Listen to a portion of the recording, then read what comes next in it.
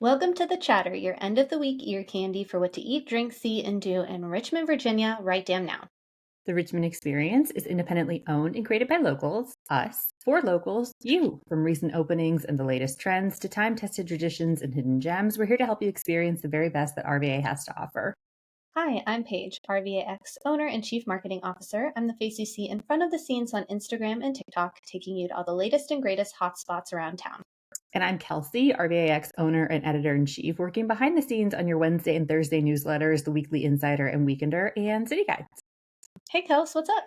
Hi, how are you, Paige?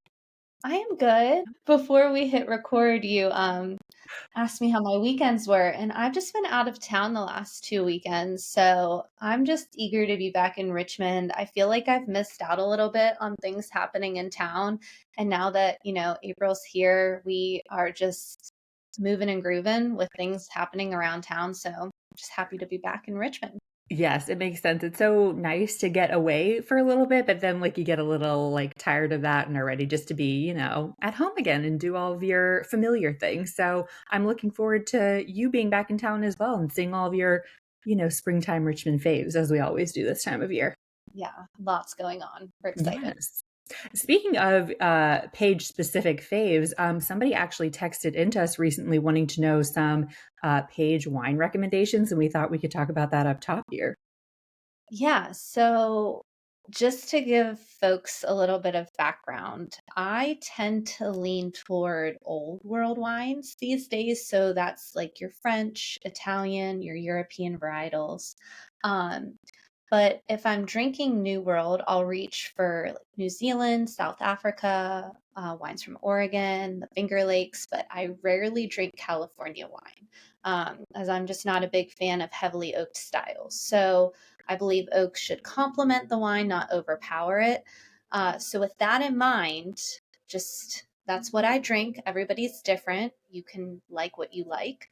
Um, the two places besides like local bottle shops that all buy wine are Trader Joe's and Costco. So with Trader Joe's, they often have an affordable Brunello, and that is wine made from Sangiovese grapes. It's an Italian wine.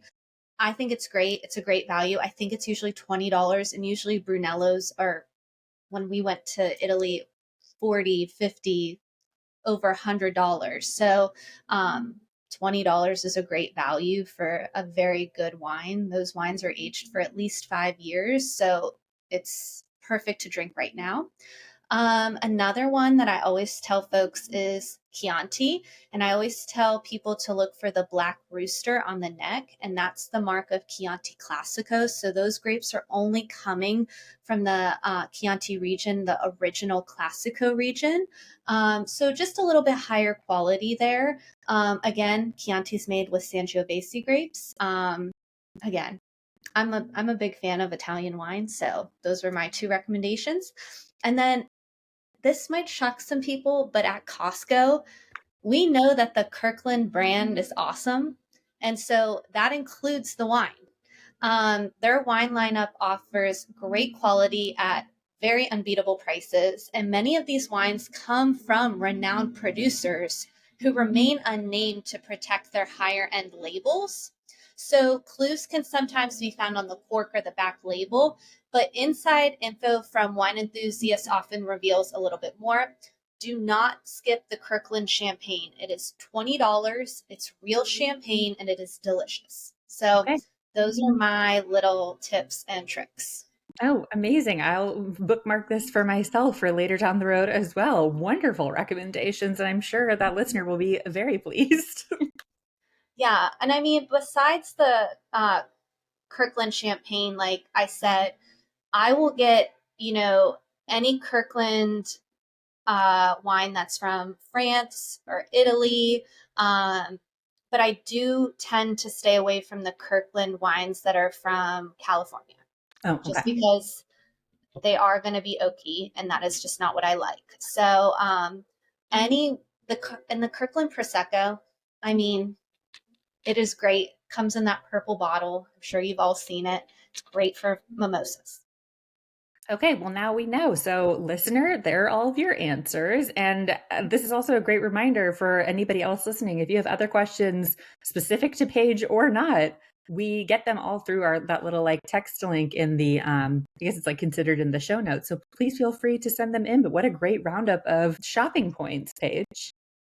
Yes. And I didn't give specific names because obviously things change. And, our Trader Joe's might be different from your Trader Joe's and our Costco and vice versa. So, more often than not, it's important to think about the variety and where it's coming from. Yeah, some general things to look for before you actually zero in on a bottle or a few to take home with you. Yeah, and I'm definitely a seasonal drinker, and that just means that in the summer I like lighter wines, so I tend to go more whites or chillable reds or lighter bodied reds. And in the summer or in the winter, I tend to go more heavier or darker, so maybe more full bodied whites, more full bodied reds. So, and also, food is very important when it comes to wine, so I always think about that as well. Sure, what you're planning to pair it with, that is relevant Mhm. too. Yes. Amazing. Well, that's wonderful. Well, then, speaking of other things that we can recommend for people, should we jump into the actual meat of the episode, or are there more things we should touch base on up top? I think let's dive in because we have a big one this week. I So, know. what to eat, drink, see, and do in RVA this week. And I'm up first with eat, and I'm really, really excited about this one. Petit Four is the latest addition from the team behind Jardin, Grisette, and Beaucoup. It's a long awaited bakery where they can finally bake without the limitations of their restaurant kitchens. It's located on the Lombardy Street side of Jardin's patio, and Petit Four will offer their beloved sourdough breads, pastries, and coffee.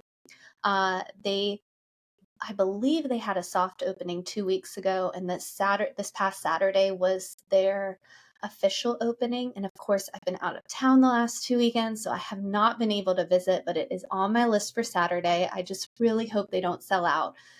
Because they are opening right now. For now, they're open on Saturdays starting at 9 a.m. until sold out. So more hours are coming soon, but right now it's just like a little Saturday morning affair. And this project is led by pastry expert Kendra Knoll, who has transformed that restaurant group's dessert menu, and executive chef Dylan Nemetz, the driving force behind the restaurant group. So give them a follow on Instagram for updates, but I am thrilled. I can't wait. I know it sounds so good. I feel like in collecting different research tidbits for the Insider recently, I've been noticing a lot of these little like bakery situations popping up. So, what another fun one to look forward to visiting? Yeah, and looks like they have like little pretzel sticks, everything. I just love it. So I'm I excited. know. Of course. And then, of course, it's always good when it's coming from people who put such good things out into Richmond already. Like, it's going to be delicious. So that's just an extra little thing to look forward to. How exciting! I know. And like recently when I was at Jordan, we got sourdough with one of the appetizers there, and it is their sourdough that they are having at the bakery, and it was delicious. So, Oh, okay. yeah, stock up on all your bakery needs Saturday morning. There you Fantastic. go. Get you through the weekend. Absolutely. Oh, great. Okay, well, for drink, I'm up this week and I'm suggesting you go to the Beet Box, which just opened a new location in the Union Hill, like Churchill area. This juice and smoothie bar offering healthy options from wraps to acai and smoothie bowls. Already has a setup in Carytown, but for our East End listeners, now you've got a place to get your fruits and veggies fixed too. It's right between Pizza Bones and Spotty Dog, where the North End Juice Co Mm. location was. And FYI, they've still got something up and running in the museum district, but I think they closed things down maybe, I don't remember if it was the beginning of this year or last year. It was recent. It was pretty recent that they shut things down, and I think this Beatbox development seemed to come together very quickly too, and everybody's very excited and pumped about it. So make sure that you go check them out. For it's like perfect weather for this kind of thing. I was very excited to see that the Churchill Union Hill residents were getting something like this in North End Place because it's such a nice time for something like that. But then again, like when don't you need fruits and veggies? I mean, it's always good for that year round. I know. I would love a smoothie spot in Scott's.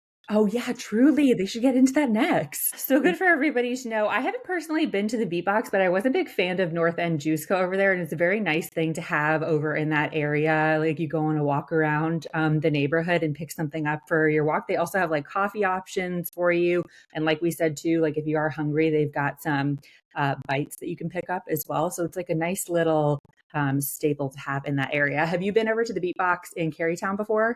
I haven't, but I've had their juice. Oh, okay. Just out and about. So Yeah, yeah, delicious. delicious stuff.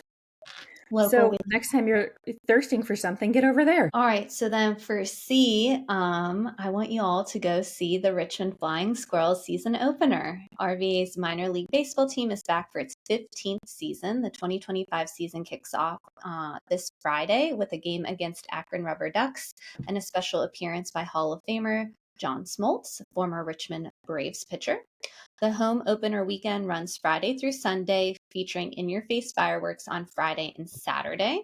So don't miss out on the excitement at the Diamond, the final season before the new CarMax Park Stadium. So try and get all the games you can in this season.